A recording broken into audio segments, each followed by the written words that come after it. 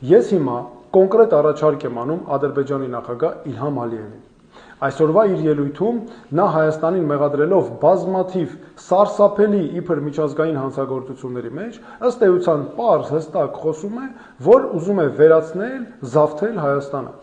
Իսկ քանի որ Հայաստանից պատասխան չկա, որովհետև Նիկոլ Փաշինյանն ու ՔՊ-ն զբաղված են երկրի ներսում անօրինականություններով ու խաղաղության հաստատման ուղղված Ամերիկայի Միացյալ Նահանգների ջանքերը մսխելով,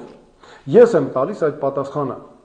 Եվ Ադրբեջանի նախագահին անում եմ կոնկրետ առաջարկ։ Եթե դուք այդքան վստահ եք, որ մենք ձեր նկատմամբ կատարել ենք այդ սարսափելի հանցագործությունները, ինչը վստահաբար այդպես չէ,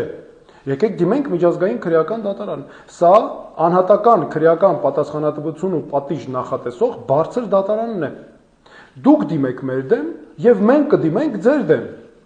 Վավերացրեք միջազգային քրեական դատարանի կանոնադրությունը, կամ գտեք մի երկիր, որ արդեն վավերացրել է կամ ընդունել է իրավազորությունը, եւ թող դիմի ձեր օգտին մեր դեմ։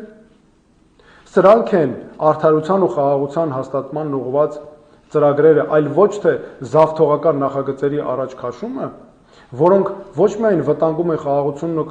կայունությունը Հայաստանում, այլ ամբողջ տարածաշրջանում եւ հեղինակազրկում են Ամերիկայի Միացյալ Նահանգների խաղաղասիրական միջնորդական առաքելությունը։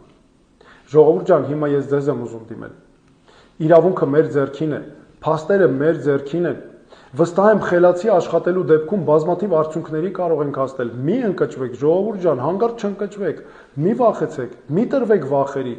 Մենք համատեղ մեր ուժերով կարող ենք շատ արդյունքների հասնել ու հզորացնել մեր երկիրը։ Կան այդ բոլոր հնարավորությունները։